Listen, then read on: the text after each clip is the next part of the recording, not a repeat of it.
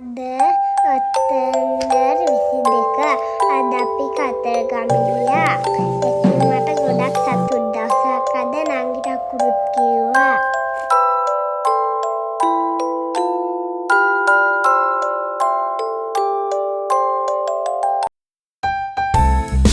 මගේ බේත් එක කපන්න හිටියා අම්මා.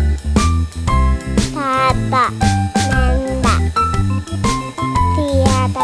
Sama iwan kanan dainas nali hangat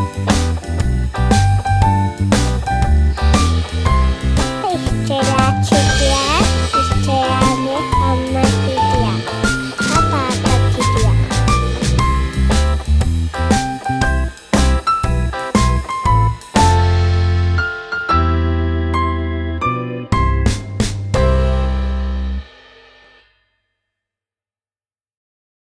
හැබ්බේ දෙකත් අද සැමරුවා.